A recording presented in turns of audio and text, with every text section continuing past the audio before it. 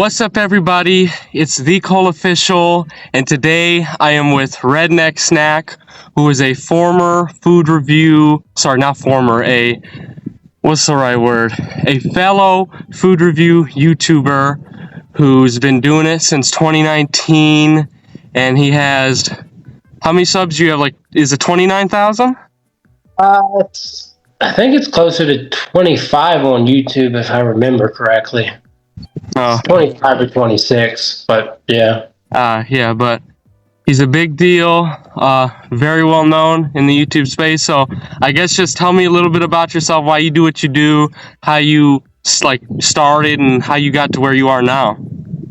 All right, so yeah, just going back to 2019, I was in college. I hadn't started driving yet, so kind of one of my hobbies was just like walking to campus, and then when I leave campus, I just like go to grocery stores and just start snack hunting.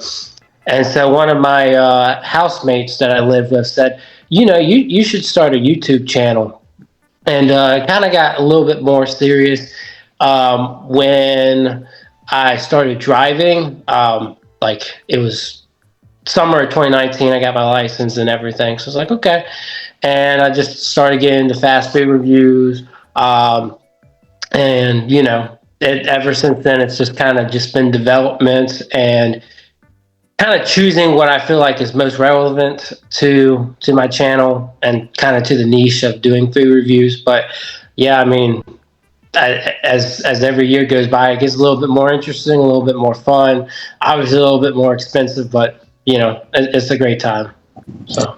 Yeah, for sure. So my question is, when did your videos start to take off? Because I know before shorts were a thing, it was a lot harder to grow as a YouTuber, but ever since shorts became a thing, YouTube's pretty much made the algorithm easier for smaller creators to build a following. So when did, I guess, your following start to rise? So I would say right now, before I go back to when it started to rise, I'd say right now for me, it's kind of hit kind of a stall, and maybe part of that is just changing my name back because I've gone back and forth between names. But I think my rise in terms of when it started to grow, it took at least a couple years. I think within my first, I don't know, I'd say first 6 months, I was at 1,000 subscribers.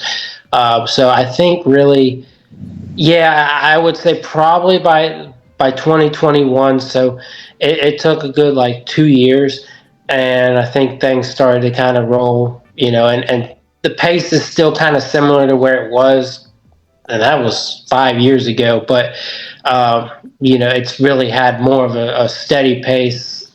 And it's been busier than how it was the first 2 years. So I think the first 2 years was kind of just establishing and growing.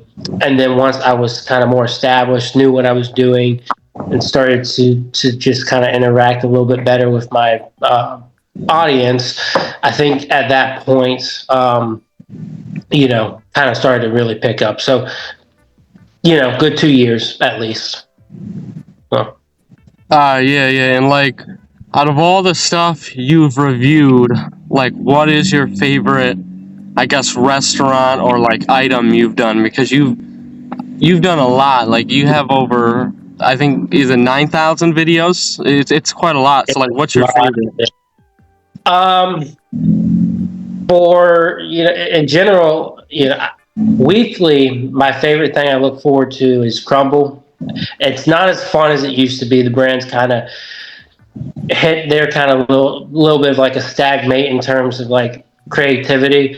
But weekly, I love doing crumble reviews. It's just a routine that I've kind of built myself into. As for chains that I love, that one's a little bit trickier, because I go and review so many places, and it's always kind of fluctuating between what I like, because there's always a new place and it's oh, they're really good. But personally, I guess I could say like Chick-fil-A usually never gets it wrong. They've always been a favorite, since before I was doing food reviews. I love doing Taco Bell. I think Taco Bell definitely does most of like the new items and stuff. And then I think my favorite place going for coffee, at least like for interesting flavors, has been Dunkin'. They've been really doing some interesting flavors lately. But I mean, it's all over the place. I do so much; it's hard to kind of remember who exactly stands out in terms of my favorite. But Chick-fil-A growing up definitely was always my go-to before everything kind of ramped up into doing food reviews. Yeah, yeah, and like, do you have like a specific kind of food you like? Like, do you prefer chicken to like, beef and like burgers, or are you like more of a burger guy? Like, what kind of food do you, I guess, lean more towards? I would probably say that I like chicken more than I like beef. I mean, I love a good burger, but it's hard to get a good burger right. I love a good steak, but it's also hard to get that right. But you fry up a piece of chicken, a lot of places tend to do that pretty well, and don't have any issue on it. So I think just the flavor and even like the texture, I think a lot of times the chicken's just better. So, and like you can just do a lot more with chicken. You don't see as many like different burger or beef items. It's more about chicken, chicken, chicken. And yeah, I mean, again, growing up eating Chick-fil-A and everything, that plays a role into it. And then I got, when I got into college, I really got into chicken wings. And I mean, that's what I had for lunch today was a bunch of chicken wings. So I love a good chicken wing. Can't deny it. Anything fried, any fried chicken. So yeah. Yeah, yeah, for sure. I'm a big chicken fan too. So another question I have is, do you like? Do you only like? Because I've seen a lot of your content. Like I make food reviews, and I of course do fast food, but I also do local joints as well. Do you just do fast food, or do you sometimes dip your hat into the ring and do like I guess local stuff? Because like there are some places that are close to me that are like just one location, maybe two at max, and I don't know. I like doing fast food, but I also like giving, places like that a chance. So is that something you're interested in, or are you like more of a solely fast food kind of guy? So yeah, so for like my video reviews, typically I stick to fast food. It's just such a fast-paced, busy environment that I'm just constantly cranking out videos, and so it's harder to kind of focus on the local stuff. But I still enjoy eating locally. I take pictures mostly anytime I eat locally, and I'll take time, set it aside, and post about local like pictures of local dishes that I've recently had. But reviewing, it's just it's just so busy that it's like I just don't have time for it, I guess. And like now, like a big struggle I'm having is I just updated my phone, and now like it's hard having space for my videos. So it's just a lot of balancing out and trying to be selective. So when it boils down to it, I support local, but it is a challenge, and I feel like there are some great content creators that like that's their niche and they do so well at it. I'm like, well, I'm going to stick to what I'm doing and let them kind of spotlight it. And if I've been to that restaurant and I see a video out there, I will leave a comment and say, yeah, I agree, this place is fantastic. And I'll make suggestions anytime I see people ask for suggestions. But in terms of like personally uploading a video, I just feel like a lot of times the videos get lost, they don't get the views, and I feel like that's a disservice to the or not to the restaurant, and a disservice to my channel. So that's just kind of my standpoint on it. Yeah, for sure. Because I know in terms of like making food reviews, because I make them as well, it's a very competitive space compared to other, kinds of content. Like let's say maybe gaming or making tech stuff. Food is so like competitive because of how many people do it, and I guess if everybody tries to do it, not everybody's going to make it. But in my opinion, you've made it because like you have what 25K. That's a lot of subscribers, Yeah. and you got tons of channel views. I mean, like my biggest dream has always been to get 1 million total channel views, and like right now I'm at 400,000, and I've been making content since 2016, but I haven't been taking it seriously until last September. So 400,000 in 6 months is pretty good, but I mean, do you feel like have you ever, I guess, what is like the biggest trouble you've had in this space? Because obviously it's very competitive for new starters. So like, well, I guess what was your biggest stumbling block, and like, how did you overcome that? I think my biggest struggle, I feel like it's still ongoing. It boils down to it is a very overcrowded niche. You have to be precise. You have to for a lot of people mostly need to be timely. Some people get away with it. I don't know how they do. They'll do a review like a week or two late on one of these viral items, and it's like, but everybody else has reviewed it, so why did I get the same views as them? So it's just kind of like so competitive. I kind of struggle with comparing my channel to others. It's like, why is my channel not getting the same amount of views? And just like in itself, it's like I feel like the algorithm is not pushing my channel as much as it should be. It has its days. There are the occasional videos like, okay, yeah, I think that performed as it should, but just especially now, it just feels like, especially with the name change, I'm having a lot of struggles. The algorithm's just kind of pushing back, and I don't feel like the videos are getting the reach that they should get. And it's kind of taking a toll because you put a lot of money into it, you put a lot of finances into it, so you want to see that money come back. And when it's kind of just not balancing out, it kind of is discouraging. But you gotta remember, if you're doing good at it, if you enjoy it, keep pushing, and hopefully sometime in the future the algorithm will just finally just recognize that what you're doing is a great thing. So Yeah, for sure. And there have been times, like I said, whether it be food review videos or some of the other kinds of videos I make, that the algorithm, YouTube didn't push out the video to where I think it was. I feel like sometimes they don't push out your videos, and there have been times like my videos have gotten like 1,000 views, maybe sometimes 10K views, and I average pretty good views on my shorts. But there's sometimes every now and then they'll just cap the views at like a certain number, or it'll only get like 0 views, and I try reposting it, try changing the title, and they still don't do it. So like you said, like I look at it as like you gotta like persevere through it and keep moving, because if you give up now, there's not going to be a future where you make it big, you know what I'm saying? Because like one of the problems I've had is I've had to, in terms of food reviews, start making more content like in my car or in the restaurant, because my house lighting isn't the best. So I feel like my house lighting's part of the reason why maybe some of the videos failed. I guess my question is, have you ever done collabs before, or is that something you've like never done? Like, is this something you do like quite frequently or very rarely?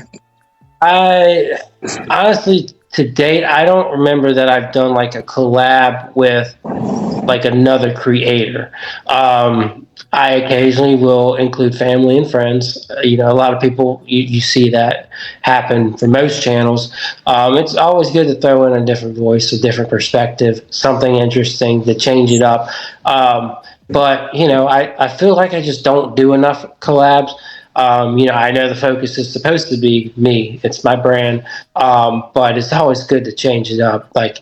And I think, trying to be creative in that process is very interesting too, because, if you get the right person, you can start scheming. I know I recently did a collab with my sister where we kind of played into Freaky Friday, and it was a very fun video. Like, she pretended that she was me. So collabs are always a fun thing to think about and to work on. It's just you gotta have those moments where you're up to the task of either asking someone or someone approaching you. But no, I mean, I feel like that's the big struggle I have, is like trying to network with other foodies, and kind of make those connections, because collabs, they can definitely push your channel and grow, and will help you grow and give you better reach. So it's definitely something I've always thought about, but it's not something I've ever like pushed myself to do. Yeah, for sure. And in terms of like one of the things I want to do this year for my channel is more collabs. Like I don't want to be, I guess, what's the word? I guess held down by them. Like I have to do one to make a video, but like just more collaborating with people, whether that be, you know, people who have channels, people who don't, because there's always a reason to, like, I guess, give someone a way to speak their mind, that may be different than other people. Another question I have is, do you have like any inspirations? Like, are there any other like foodie YouTubers you watch? Like, I'm a big fan of, I don't know if you've ever heard of Damn Drops, but he's one of the guys that got me involved in.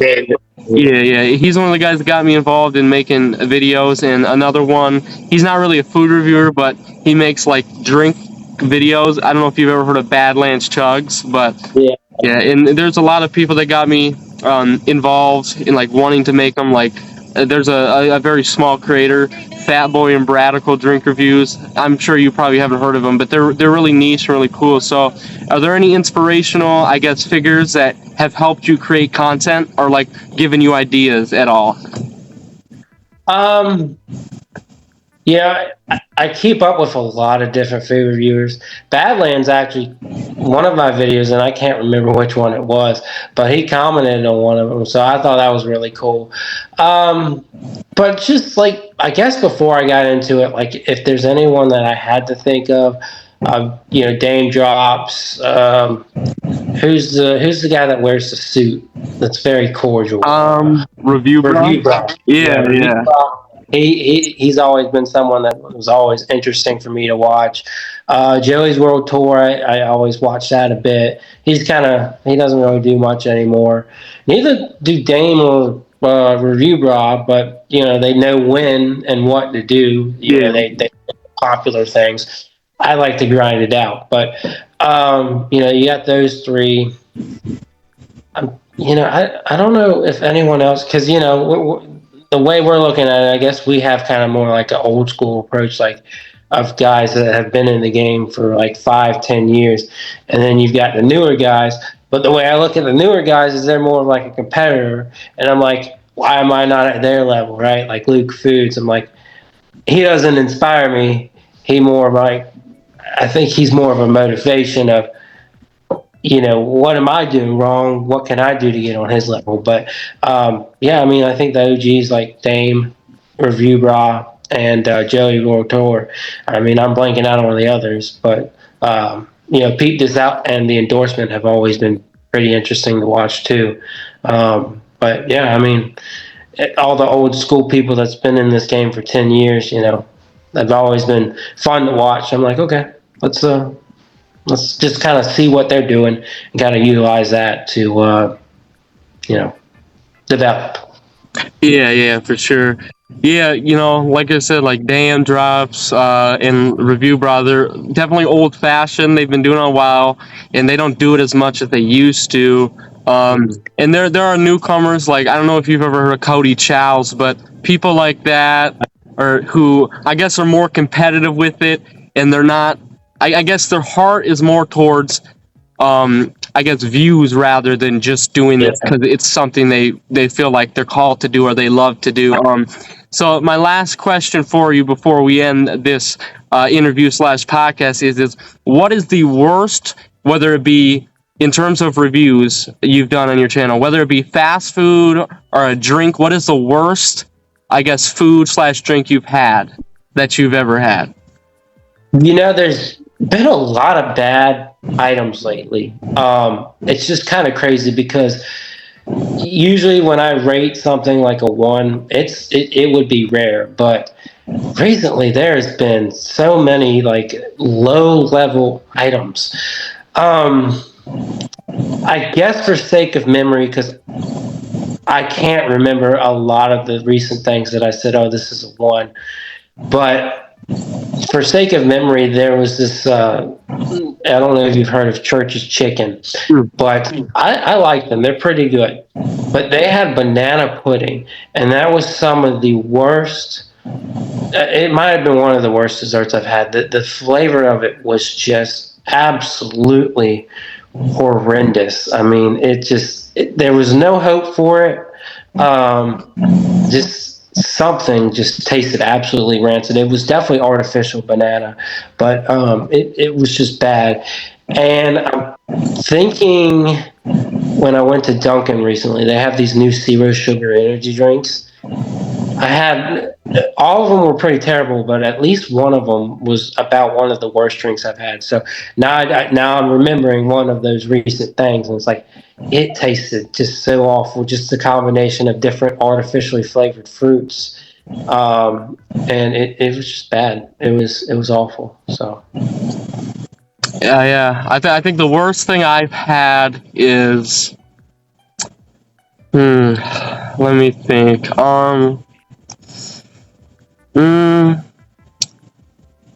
That's a tough one because I've done a lot. I would say it's gotta be. I don't know. I like Olive Garden, but some of the locations, they just don't make it correctly, so it turns out way too, I guess, salty for me. So I'd have to say the worst thing I've had is Olive Garden spaghetti when it's not made correctly. okay. And I'd say the best thing I've had was probably that Burger King monster menu they had last year. I don't know if you remember that, the orange Whopper, the ice cream, and everything like that. They've been doing some good items. They've been doing pretty good with their limited time options. Yeah, they're doing good. And in terms of did you have the Big Arc? Did you think that was a good burger? Or I was not impressed. I don't know if I gave that like a 6 out of 10, or I think I probably gave it a 7 out of 10.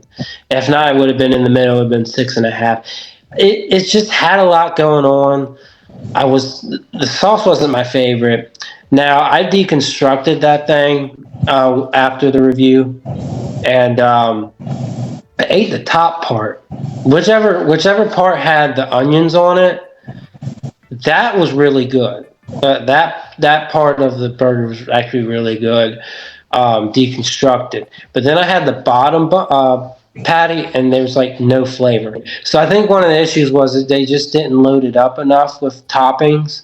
It's just a lot of beef, and so the flavor just didn't come through as well as it could have been. But I feel like I don't know how that burger is going to perform, because I feel like they really dropped the ball with their really awkward CEO just taking a small bite and everybody kind of roasting it. So, I wouldn't be surprised if once they kind of release their information on the Q1 sales, I wouldn't be surprised if they saw a decrease in profit, just because I feel like people got turned off by the way that they promoted it. Now they're doing a collab with is it Demon Hunters? What's that anime? K-pop Demon Hunters. Yeah, I think that's it. So apparently they're doing a collab with them in March out. But with it being the end of March, I think that would count as like Q2 sales. So they might be able to rebound, in Q2. But I think the Big Arch, I would argue that it'll probably be a flop, especially with the way the CEO decided to approach it. So yeah, for sure. Yeah, I think the sauce was way too I like the sauce, but I feel like it was a little too mustardy. And traditional Big Mac sauce is a lot more mayonnaise, more like mayonnaise. So I feel like people want something more savory, but they also want something a little sweet. I like the onions. I feel like there should have been more sauce with the Big Arch. I wonder if because you know how McDonald's dropped the ball with them not taking the bite of the burger, and they called it product, not meat. I feel like maybe somewhere down the line, Burger King or Wendy's will try to make a copy, because maybe the burger to them has potential, but the guy promoting it didn't do a good enough job at it. Yeah, and Burger King's been slaying it. I mean, everyone is just going crazy about everything that Burger King's been doing, from the revamped Whopper to all the just new flavors they're introducing. March 31st, they are dropping a watermelon lemonade and a peppercorn ranch Whopper, I believe. So more new items. I still have not gone to try the improved Whopper. It's been something I'm like, oh, maybe I should do it, but I don't know. It hasn't driven me crazy, but I feel like it's something that I owe to myself, and I probably owe to my fans and my audience. Yeah, because I'm sure they're curious. They're probably wondering why I haven't given my opinion on this new and improved Whopper. But Burger King's listening to their fans. The fries are probably going to be changed here in the future, so I'm excited. It's nice to have a CEO that's really putting fans as the focus, rather than trying to oversell a product in the most awkward way. So For sure, yeah, I'm gonna have to get that Whopper a try. But this is the end of the second episode of the Colgans Experience. Thank you so much, Redneck Snack, for being the second guest on the show. Is there anything you'd like to say before we end? Well, I just want to say thank you. I appreciate you reaching out and having me on your show. It's really nice talking about how things have developed for my channel, being open about the struggles, and talking about the latest food trends. And if I would have any type of advice, it'd just be, if you're making content, just continue to push as far as you can. Don't overdo it. Don't exhaust yourself. Know your limits, but don't give up. Don't let where you're at now discourage you. Just think of ways you can continue to improve and be the best you, and hopefully it works out. Absolutely. I appreciate you being on. I will try to get this out by Saturday, and I will put your channel in the description, and I'll put your handle on the title. So thank you so much for joining, and I hope to see from you soon. Thank you. Appreciate it. You have a good one. You too. See ya. See ya. These nuts. Got him. Got him.